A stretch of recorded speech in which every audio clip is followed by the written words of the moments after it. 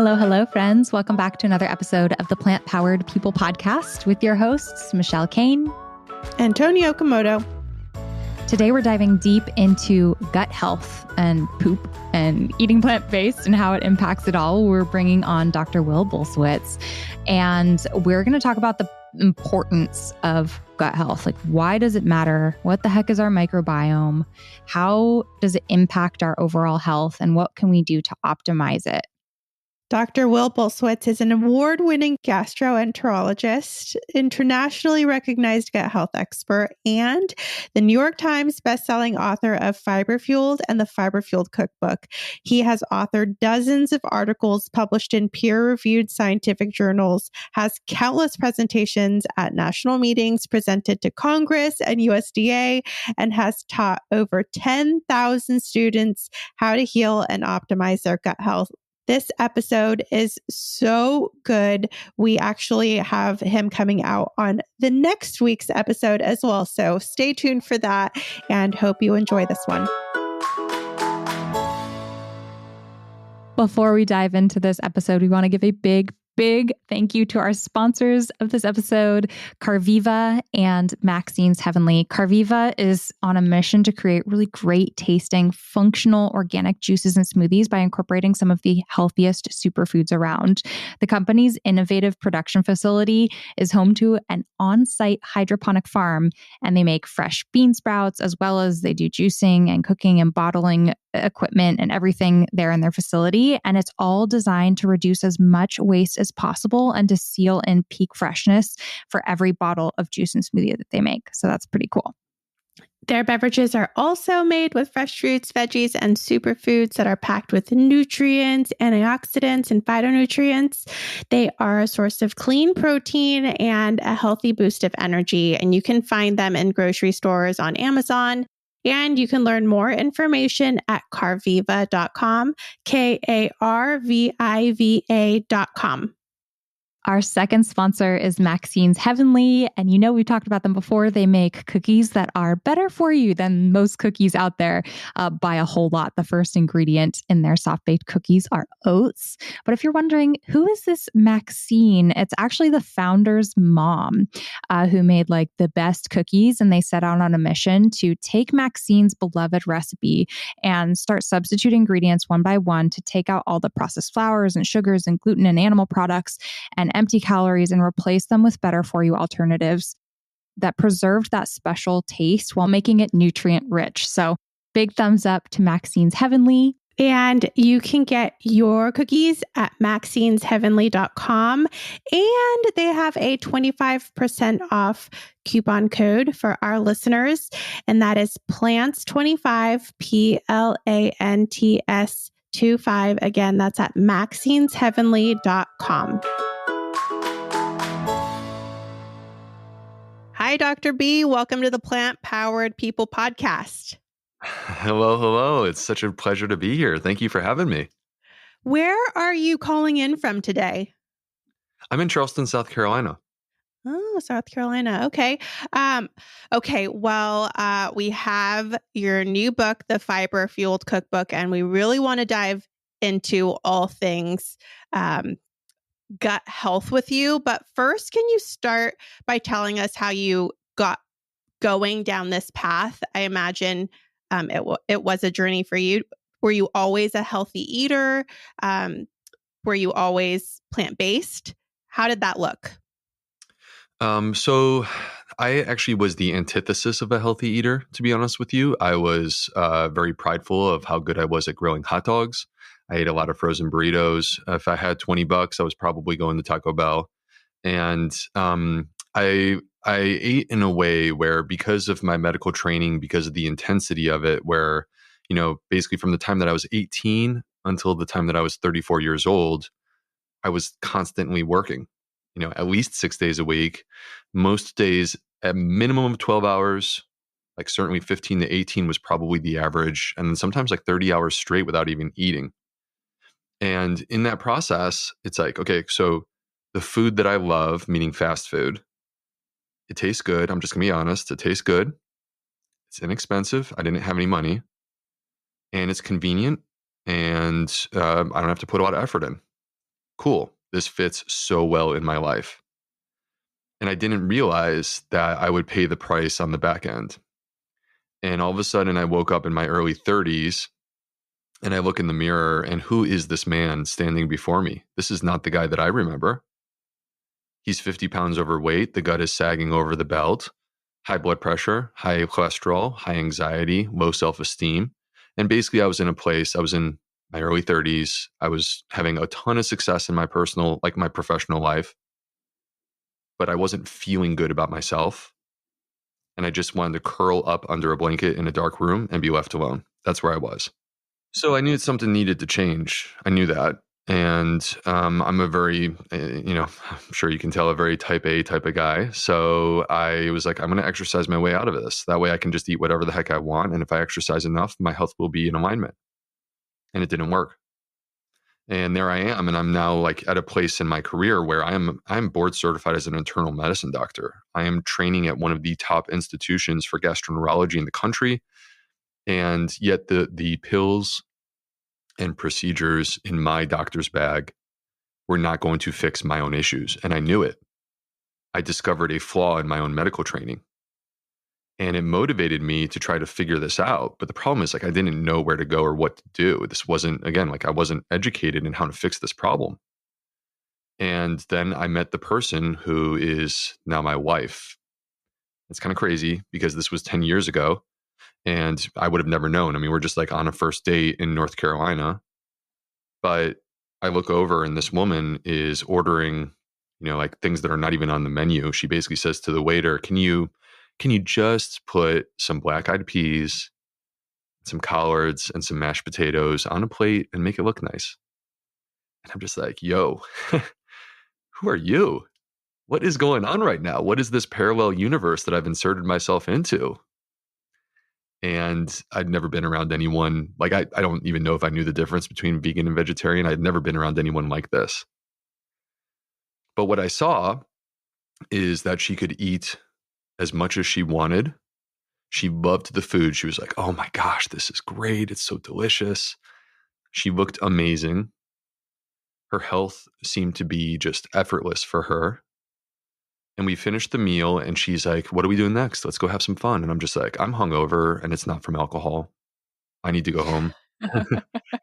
So it was enough not to initiate a radical transformation or change, at least not a radical change, but it was enough to plant a seed in my mind. Maybe food, the food that I've been eating my whole life, the food that's celebrated in my family, the food that I love. Maybe this is the problem. And so I did something that was radical for me. It was maybe one small step, but for me, this felt very radical. Rather than going to Hardee's for dinner one night, which like for $5, I could get 2,500 calories, I instead diverted the car home. I'm not a gourmet chef. I needed something easy. So I pulled out a blender and I put a bunch of fruits and vegetables into it and I pressed the button. And a minute later, there was about 35 ounces worth of green smoothie. And I drank it and I instantly felt energized. I felt like this like weighted blanket that was holding me back and suffocating me a little bit had just been lifted. And it's like, I feel vibrant again. And so this was enough to bring me back the next day and then the next day. And next thing you know, I'm noticing my skin is clearing, my hair is growing thicker. Then over the course of weeks and months, my weight starts to decline, my body starts to change, the belt needs to get tightened. And I underwent a radical health transformation in my own life. And that has motivated everything that I am now today. That has made me who I am. And I think it's made me a better doctor, to be honest with you. Whoa. So thanks to your wife. That is amazing. We have the world has to thank her. Stop and give gratitude for her inspiring you so you can inspire so many people like you have in your career. Yeah, I mean, she's amazing. She's an amazing person. And when she, her personal story is very interesting because basically she's the person who was 5 years old and smart enough to ask, so how does the cow end up on my plate? And she was told what happens. And she was just like, okay, yeah, I'm not eating animals anymore. And then she basically converted her parents at Oh, we 5 Michelle years could have old. been has, best friends. yeah, Michelle has I a did similar that. story. Yeah, I did that when I was 8 years old. Took me a little longer to get there, but that's awesome. And And to get so your cool that her parents there. parents count along. Yeah. Yeah. Wow. Okay, wait. Before we move on from that, I'm just curious. All of those benefits that you felt, was that just from a green smoothie in the morning, or did you start doing more really fast because you were feeling inspired, and that all sort of like rolled into these benefits you were feeling?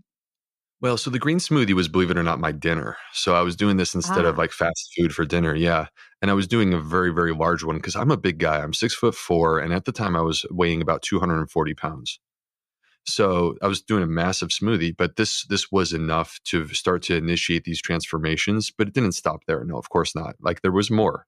And because I felt so good, I started looking for new opportunities to make changes. Maybe there's something else that I can add that's going to give me the same pop, the same effect. And so, like, for example, I'm a huge coffee drinker. I'm still a huge coffee drinker. I love it. And I decided that, like, when I go to Starbucks, instead of adding the super high fat dairy and the 3 packets of Splenda, I can instead just drink it black. And it took me a little bit of time to adapt to that, but I got used to it. And, like, that's just an example of another change I made. so you said that this all impacted your work and made you a better doctor, which makes so much sense being on this side of knowing everything as a gastroenterologist, how much that would impact your work. But can you, for those listening who maybe aren't familiar what gastroenterology is or what that job is, can you talk a little bit about that and then how that tied in then to what you were learning about food? Yeah, totally. So, as a gastroenterologist, I am a specialist. So basically, what that means is I am board certified in internal medicine. I could be a primary care doctor if I wanted to, or I could be a hospitalist. But I also did additional training so that I could specialize in the digestive system. I'm considered the expert when it comes to the esophagus, the stomach, small intestine, the pancreas, the liver, the colon, and even the hemorrhoids. Like I'm the guy. All right, I'm. I had to meet my mother-in-law for the first time, and she's like, "Who is the proctologist in front of me?" And I'm like, "Sorry, that's just who I am." But Dr. B, were anyway, you mentioned that uh you mentioned that you were eating in a way that made you feel unhealthy. Were you the expert at that time, or was this all as a result of your change in lifestyle, and then that's how you became the expert? no, I mean, I made the decision that I would become a gastroenterologist around 2005. And I started my medical training in 2002. That's when I entered medical school. So it was around 2005 that I made the decision, like, I want to be a GI doctor. And started down this path where, like, I didn't emerge from that goal until it was 2014. It was 9 more years from the point at which I made that decision. So, and when I was going through this sort of health crisis, it wasn't just like this was not a couple month thing. This was a couple year thing. And it started in Chicago. I was the chief medical resident at Northwestern, one of the top residency programs in the country. And like all these things are going amazingly well in my professional life. I got the highest award in my residency program out of 60 brilliant people. They actually paid for me to get my master's degree in clinical investigation. That's a Northwestern degree that I got for free. And yet, Wow. like, I was miserable. And so, anyway, to sort of accelerate into the question about, like, how did this affect me professionally? Um, I started to ask questions when this happened to me. Why was I not taught this at these great institutions? Georgetown for med school, Northwestern for residency, University of North Carolina for my GI fellowship. And I started to, like, basically become very motivated. If this can work for me, maybe this can work for my patients in their own way. So I started to voraciously consume nutritional research. I knew nothing about this, and the year right now that we're describing is about 2013. And I started to voraciously consume nutritional research, and then I would go into the clinic the next day and I would apply it to the care of my patients who have irritable bowel syndrome or Crohn's disease or acid reflux. And they're having their own unique, like, amazing transformation. It's their own version of my story. And so it got to a point where by 2016, I felt like there's something special. There is something magical that is happening in this clinic. And it's different than the typical care that people are receiving from their GI doctor. Like, I seem to be the only person really doing this. And it's not enough for me to just have a couple hundred patients that I take care of on a yearly basis. And they're the only ones who get the opportunity to benefit from this. I felt like the world needs to hear this. So I started my Instagram account in 2016, the Gut Health MD. And I'm just going to be honest, it was very humble. Like, people didn't really care for a very long time. There were a lot of nights that it's like, I'm tired. I don't feel like doing this.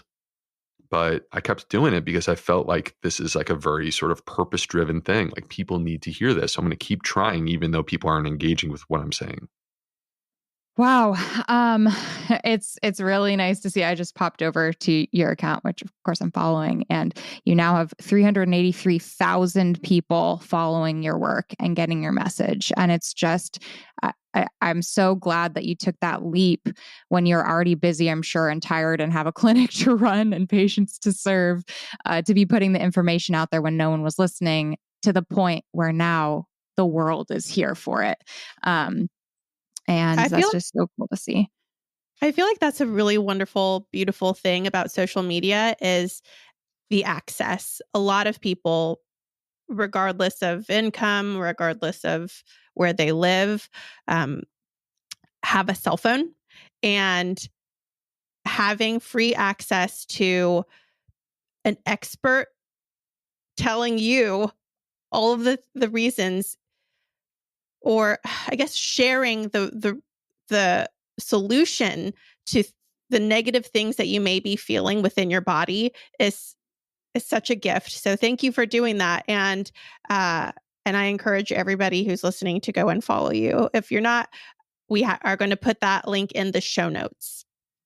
Yes. Yeah. And I mean, I kind of feel like you're totally right, Tony. And this is part of why you do it. And this is part of, like, because at the end of the day, if this was dollars and cents, I would have never been a doctor in the first place. I would have been a banker. That was an option for me, right? My grades were okay in college. Like, I could have done that. But I chose this because this is what I want to do. I want to try to apply my education, my experience, my talents in a way that can actually help people. And it's like you said, social media, like, literally, I'm not exaggerating, it is clearly at least 2,000 hours that I've put into creating content that anyone can consume anytime, completely for free. My books, they're at your library. You are not required to buy them. I appreciate when you do, but it is not an obligation in any way.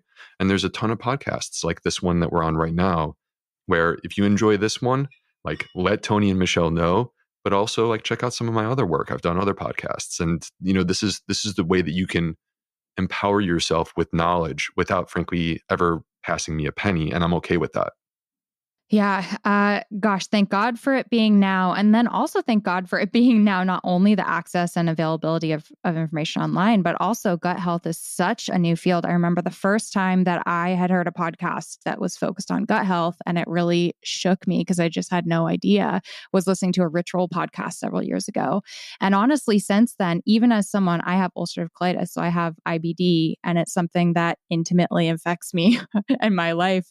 But even with that, I haven't really taken a lot of time and energy and research to dive deeply in because I just haven't had the capacity in life. So I think it's so great that this is finally reaching the forefront of people's awareness. The information is becoming out there and research is moving forward. But I'd love to dive into like the practical. There's so much like the practical application of all the knowledge that you have. And I'd love to start with just the basis of gut health. What is it? What are the issues with gut health? How common are they? And what are some of the things that people struggle with? I think a lot of us don't realize how prevalent gut issues are and what they impact in our lives. Maybe people don't even notice or realize that that's what they're struggling with.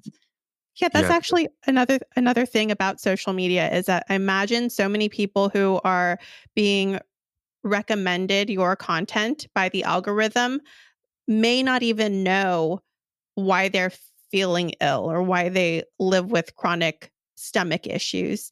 I know people in my personal life who just believe poor health is bad, like a badly dealt hand of cards, and not something that you can easily change through a lifestyle. Yeah, well, I think that what's exciting here is that this is a message of hope. So I'm going to dive into this topic and we're going to talk about it, but I want people to understand that there is a message of empowerment that exists during this episode today where you can make choices that can take control of parts of your body. And this is not a silver bullet, and I'm not here to make false promises to anyone. But what this is that you have the ability to make changes in your diet and lifestyle that could potentially bring out the best version of yourself. And yeah, there may still be a place where you do need medication to continue to support you. And that's, this is the way that it works in the real world, is that there's no such thing as a silver bullet that's going to fix all of our problems. But, nonetheless, diving into what we're talking about here, the reason that people are not making these connections, Michelle and Tony, is that we were not raised in an environment where we would care whatsoever about gut health or these gut microbes. And the reason why is because what was the least respected thing that possibly existed in the entire planet from the time that we were kids up until very recently? It was poop. Why would you care? It's poop. But it turns out that poop is actually incredibly filled with information about you and about your body and your physiology and the way that you work. And that's because it's connected to these gut microbes. 60% of the weight of your poop is actually from microbes. It's not the excrement of your food. The majority of the weight is from your microbiome.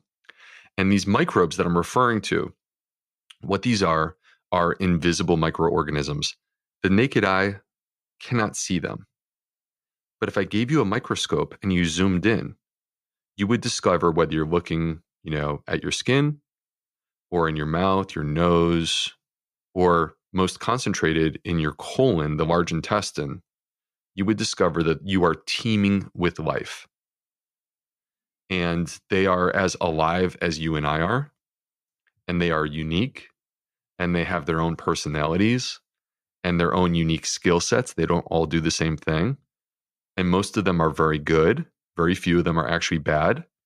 And they are the product of nature and the relationship that we as humans have with our environment, particularly these microbes. There has never been, as far as I'm concerned, a second in the history of humanity where we did not include the microbes in the story. They've been there since the very first moment, and they've been there for every moment throughout human evolution. And during that process, we grew to trust them in a very, just speaking as a medical doctor, it is so clear to me how much we grew to trust these microbes because we allowed them to insert themselves into our physiology in a way where we rely on them, and without them, we can't function properly. So they are connected to our digestion, our metabolism, our immune system, our hormones, our mood, and our brain health. These are some super powered things that affect our health as humans. And these microbes, they are very powerful, not the only thing that matters, but they are a very powerful part of what matters.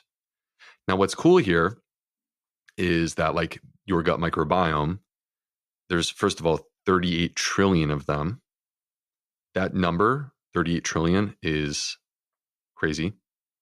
I'm going to try to put this into perspective so that people can understand that 38 trillion is how do we get to this number? Okay. If we took all of the stars in our galaxy, all of them, there's about 100 billion stars in our galaxy.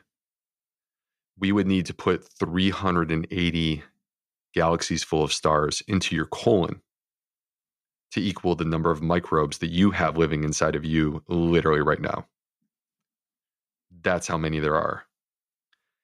And you're not stuck, and they are not rigid, and you're not cursed.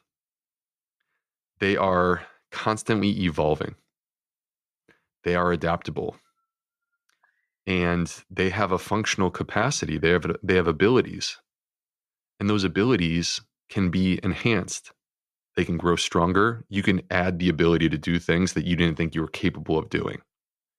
So they are an extension of who we are as humans, but they're not human, And yet I would argue they're the most important part of human physiology and human health, which is crazy.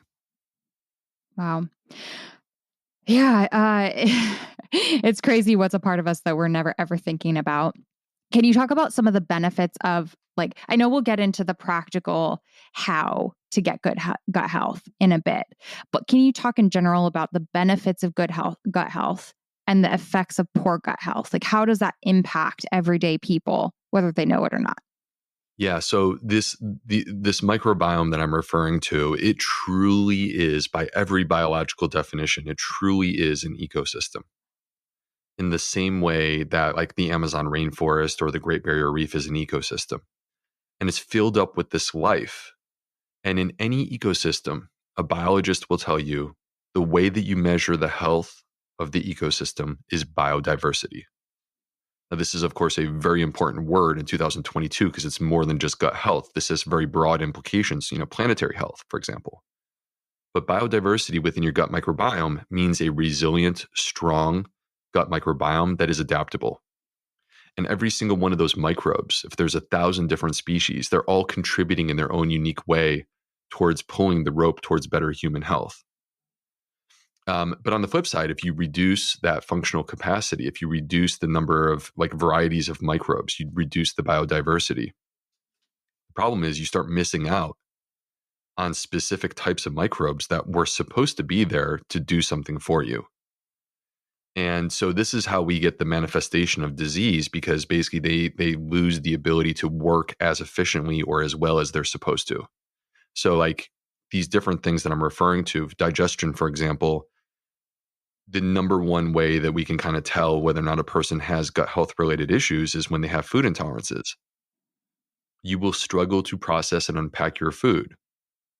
And the reason why, so this could manifest with like bloating or cramping or diarrhea or constipation after a meal. The reason why that happens is because we need our gut microbes to help us to process and unpack our food, especially our plant food, to be honest. And if they're not where they need to be, then they're going to struggle to do that. And then you will feel and you will manifest these symptoms as a result of that. But it could also be like, for example, Michelle, you mentioned ulcerative colitis. What is ulcerative colitis? Well, believe it or not, we don't actually refer to ulcerative colitis as autoimmune anymore, meaning that the immune system is not actually attacking you. Ulcerative colitis, and this is, by the way, true of Crohn's disease as well, which they're almost like cousins. They're two somewhat similar types of what we call inflammatory bowel diseases. In these two conditions, the disruption of the gut microbiome is causing the immune system to actually attack the microbiome. The immune system believes that the microbes are the enemy, and so it goes on the attack. But your immune system could get confused about other things, not just your microbes. Your immune system could get confused about things outside your body. We call those allergies. Could be seasonal allergies, could be food allergies. Or your immune system could get confused about literally your own body. And those are what we call autoimmune diseases, which include things like lupus or rheumatoid arthritis or multiple sclerosis. All of these conditions like basically tie back to the gut microbiome. When the gut microbiome is not in a good place, you have the potential, particularly if you have certain genetic predispositions, you have the potential to then manifest those types of diseases. So when we go down the line, digestive issues, immune-related issues, but then we'll see metabolic issues like diabetes, high cholesterol, high blood pressure, coronary artery disease, obesity, see hormonal issues, so like endometriosis, endometrial hyperplasia, polycystic ovary syndrome, or they could be mood-related issues or neurologic type issues. That all kind of connects back to the gut. If you don't have colitis or ulcerative colitis or Crohn's, is there a way to tell if your gut health is in good standing? Is there a way to look at your bowel movements, for example, to address anything that could be out of the ordinary or things that we should be looking out for? So, first of all, Tony, I would say that the gut microbiome is not measured as good versus bad. It's more like shades of gray. And there's a lot of different ways that you could look at this. in terms of the gut microbiome. So it's not so simple as saying you are healthy or you are unhealthy. It's more like where are you on the spectrum of health? And that's the way that we all are in terms of the way that our body works. And so, how do you measure like whether or not you're in a good place? I think bowel movements, you mentioned, Tony, I think that bowel movements are like way underrated, frankly. And I'm not kidding when I say this. I think they should be a vital sign. Why are we worried only about blood pressure and heart rate and respiratory rate? And we're not looking at the number one window into the health of our gut microbiome, which is our bowel movements. And there's a number of ways that you could look at it, but I'll just give one example. There's something called the Bristol stool scale.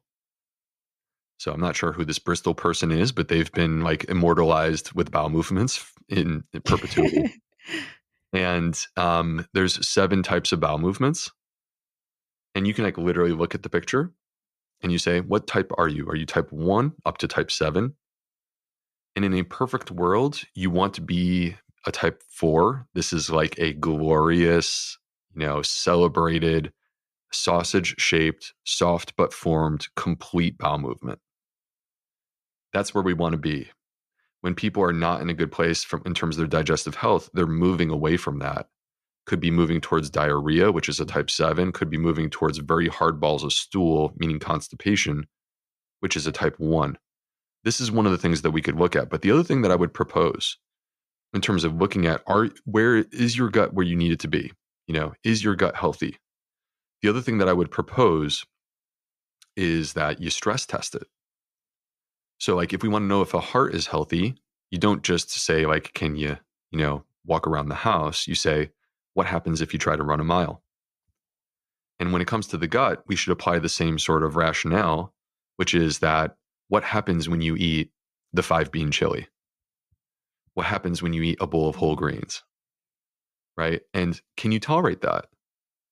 Because if you cannot, and this is like an ongoing chronic thing, then that to me suggests that your gut is in a state of at least some impairment.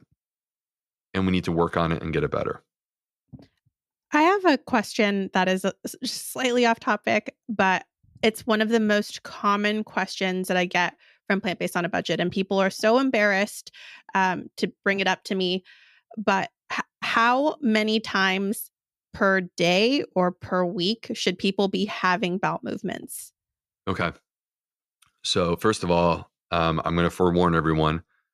I am like, there is no level of embarrassment for me when it comes to this topic, because this is literally what I talk about all day long. So I just have to warn you, like I get way too comfortable talking about this. And then people are like, yo, this guy's kind of weird. It's okay. Just bear with me here. I'm a gastroenterologist. This is what I do. Everybody poops. Yes, Take away the poop shame. Exactly. It shouldn't be something that like people preface this whole long essay and then they're like, I'm having trouble, or I'm pooping more than I usually do now that I'm eating more plants. Is this okay? And so it's something that people are like feeling privately, but are too afraid to talk about. So I'm so grateful that you're willing to share your knowledge and expertise. So bowel movements 101. To me, it's more than just how often you go. So let me put it this way. If you poop once every 7 days, you're definitely constipated. There is no doubt about that. No matter what diet you eat, you are definitely constipated. On the flip side, though, there are people who poop every single day, sometimes multiple times a day. And believe it or not, they can still be constipated. Because it's not just about the frequency, it's also about, are you completely evacuating? This is a very important question when it comes to bowel movements. Because if you go and it's like this little nugget, and then you have to come back and go again 30 or 45 minutes later, you didn't empty in the first place. That's not new poop. You just didn't empty the first time. And if we don't completely empty, then we are backing up and we are moving towards constipation. So to me, there's no sort of magical number. Really what it boils down to, I mean, I'll say this, the average person poops once a day. There's quite a few people, particularly if you're on a plant-based diet, who will poop twice or even 3 times a day. And there are some who poop every other day, and they're perfectly healthy and totally fine. And it really boils down to, when you go, do you have a good, complete, relaxed evacuation that, let me just throw it out there, it's satisfying. Like, it feels Mhm. good. All right. And the follow-up question is, are you suffering the symptoms of a disrupted rhythm, disrupted, bowel movement rhythm? Because if you are suffering with gas and bloating and abdominal discomfort and food intolerances and maybe some nausea and some fatigue, well, all these symptoms that I'm describing right now, these are the symptoms of constipation. And you could be pooping twice a day, but if you're not completely evacuating, then you are backing up and you're suffering these symptoms, and that's not where I want you to be. And when we're thinking about like getting to that perfect number, or gut health in general, not perfect number, I'm sorry, perfect evacuation. um, what There are so many things I know um, go into gut health, and food is definitely one of them. But I also know it's sleep and stress and water intake. What percentage of those things is food um, in the importance of gut health? I think that so we have the most data, meaning clinical research, to back up the impact of food on our gut microbiome. When it comes into some of these other topics like sleep, exercise, it hasn't been as well studied as the effect of nutrition and dietary changes. We know from research from 2014, which, by the way, earlier in the show, in the very beginning, we were talking about my personal journey and how I came to this place. And the study that I'm referencing right now was a study that completely opened my mind to gut health being the explanation for why my health improved when I shifted to a plant-based diet, and also why a plant-based diet becomes so important for people who have digestive issues. In 2014, there was a study done by Lawrence David out of Duke University where he put people on 5 days of a completely plant-based diet versus 5 days of a completely animal-based diet. So like meat, dairy, eggs, that type of deal. And this was at a time, he's not involved in diet wars on the internet. This is a guy who's trying to understand, can you shift a person's microbiome with their diet?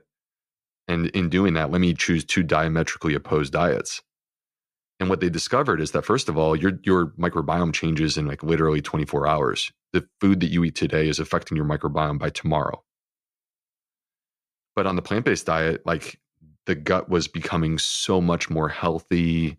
The emergence of probiotic bacteria, the production of short-chain fatty acids, which are the most anti-inflammatory compounds out there. And on the animal-based diet, it was frankly disturbing, what was happening in just 5 days. Shifting towards microbes that have been associated with colon cancer or with ulcerative colitis, increased antibiotic resistance in just 5 days of eating this way. That's terrifying. So the nutrition is so well established at this point. But to answer your question, Tony, we are so much more than just what we eat.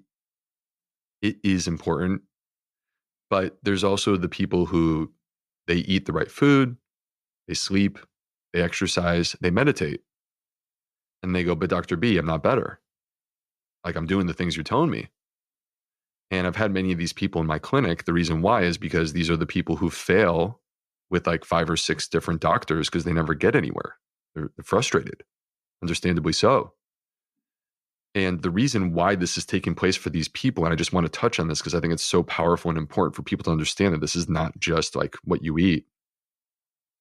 The reason that it happens for these people is actually due to something that's in their life that is emotionally disturbing them. And it may not even be in their conscious mind. They may not be even thinking about it. They may think, "Oh, I'm over that. I've dealt with that. It's the past."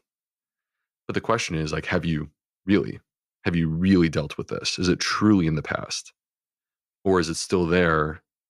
And this is a traumatic thing. And it doesn't have to be traumatic with a capital T. This could be just real world, real life things that happen to all of us, lowercase t trauma. And it is continuing to affect you.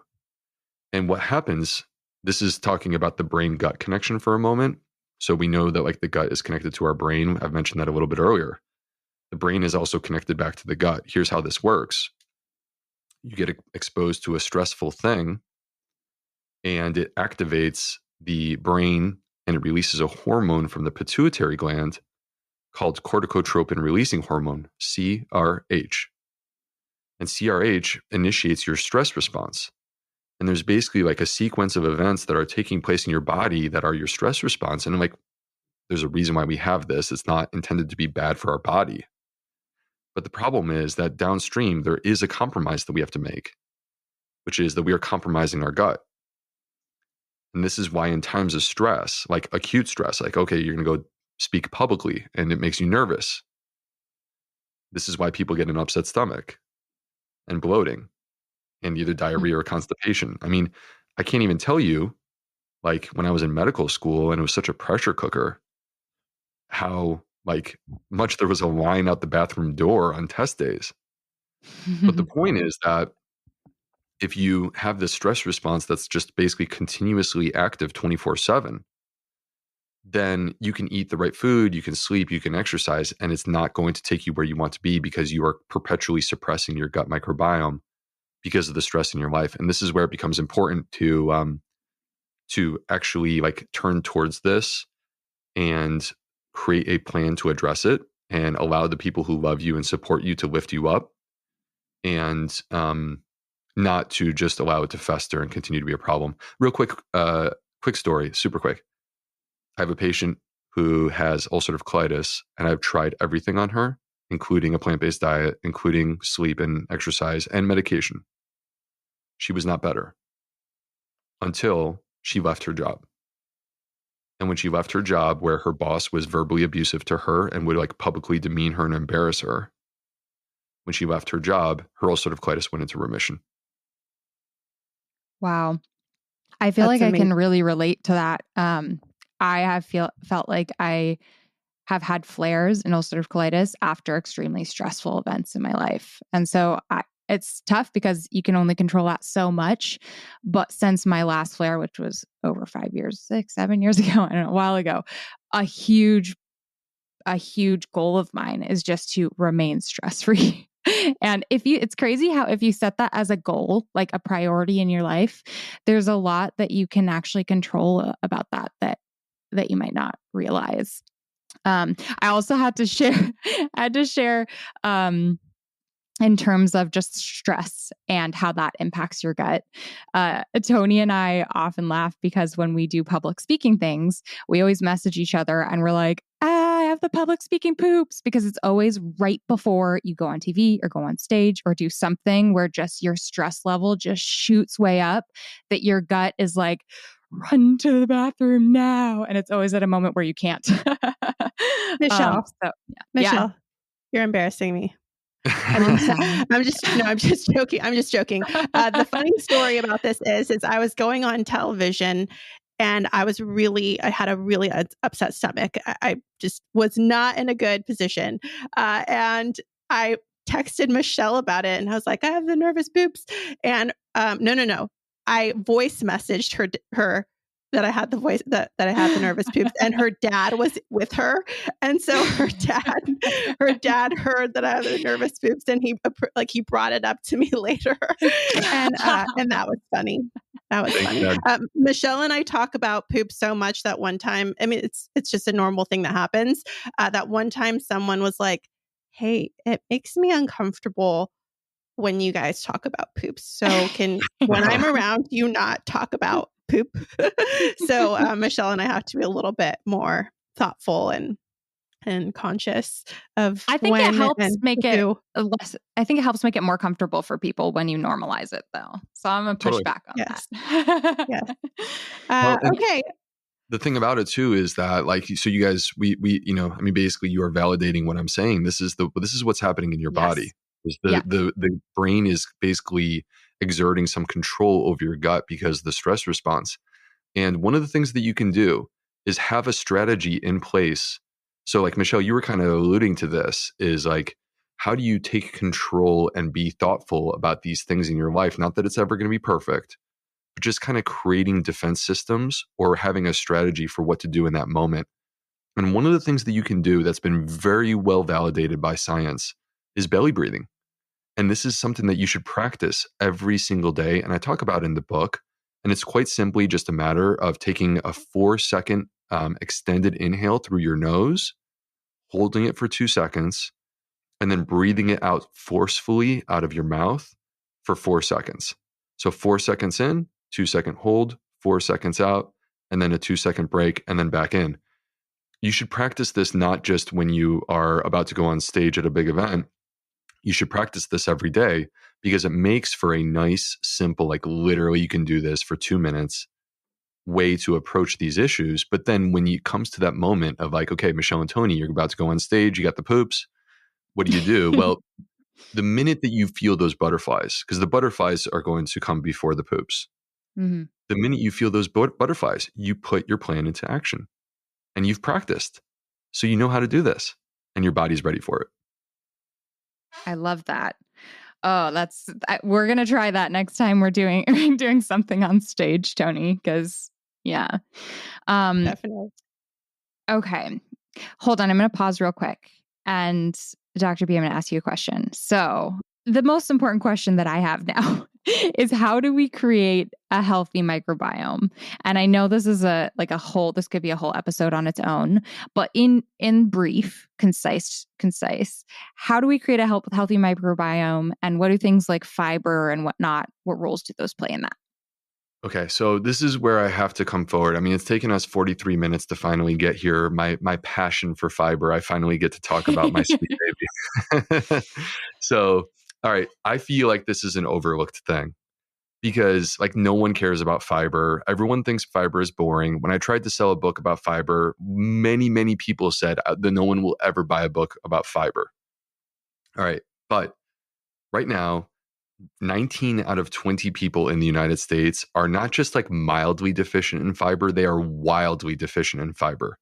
And this is a huge deal because when you dig into what happens with fiber, and by the way, fiber is not hard to find. Every single plant has fiber. Fruits, vegetables, whole grains, seeds, nuts, and legumes. And I'm going to add this for the troll that inevitably comes out of the woodwork to say, Dr. B, you're wrong.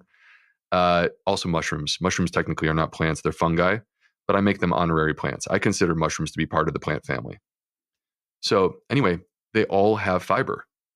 And fiber is not digestible by human enzymes. This is an example where we as humans are actually limited in our functional abilities, but we become superhuman because of our microbiome. They have the enzymes that we lack. They have the ability to process and break down fiber. So fiber will pass through the small intestine, which is about 10 to 15 feet long, and it will arrive into the colon completely intact. And these microbes will get into a feeding frenzy. This is their preferred food. This is why fiber is considered a prebiotic. Prebiotic means food for the microbiome that gives you health benefits. And when they consume this fiber, not only do these microbes become empowered, and let's think about this, they're as alive as you and I are. So when we eat a good meal, we become empowered. So do they. When we feed them right, they are stronger. They are more capable of doing their job. And they immediately reward us. Immediately. In fact, they are paying us back with dividends, like extra, because they transform the fiber. It stops being fiber. And it turns into the most healing, most anti-inflammatory things that I've ever come across in my 20 years of study in medicine. The short-chain fatty acids, butyrate, acetate, propionate. These things have tremendous healing effects throughout the entire body. We could spend an entire episode talking about this. I have an entire chapter in my first book about this. Suffice it to say that digestion, metabolism, immune system, hormones, mood, brain health, every single one of these things is connected back to the gut, to the short chain fatty acids produced by the gut microbiome. And what is the effect? Like, why should we care about fiber? Why am I personally upset that 19 out of 20 people are deficient in fiber? Because when you look downstream, more than just looking at mechanistic stuff, what happens to humans who eat more fiber? The answer comes from my favorite fiber study of all time, Andrew Reynolds, The Lancet, 2019. It was a systematic review and meta-analysis. Basically, what that means is that he's like compiling all of the data. That way, we're looking at the whole picture. It includes the studies that say that fiber rocks. It includes the studies that say that fiber stinks. They're all there. And we get to level the score and find out what's going on. And in this study, what he found is that when people consume more dietary fiber, they're less likely to have a heart attack. They're less likely to die of heart disease. They're less likely to be diagnosed with colon cancer, breast cancer, esophageal cancer.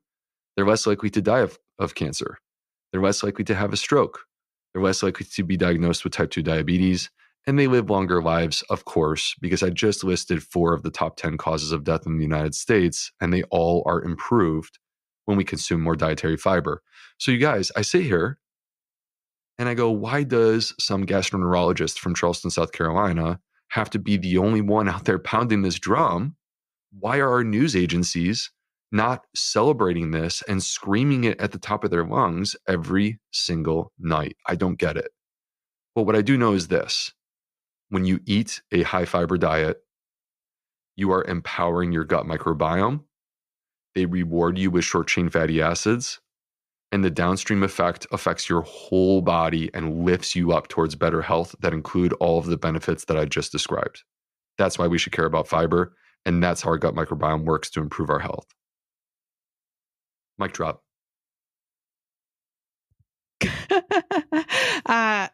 That is a lot. And we want to talk all about this and more. I have a million questions for you.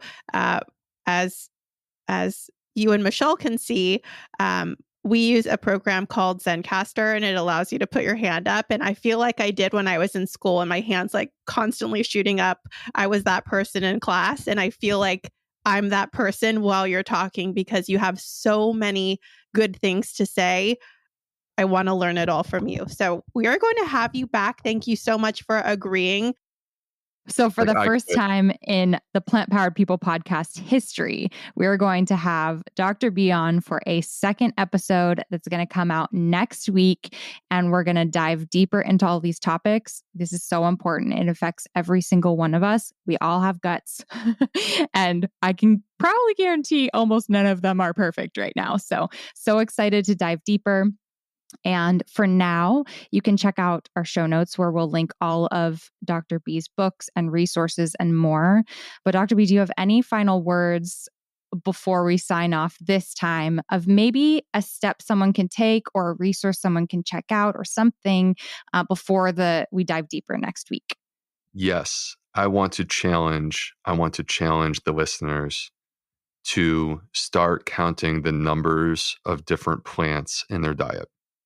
Ooh. Every meal is an opportunity to count the number of different types of plants. Every single plant counts. You get 1 plant point. We're turning this into a game.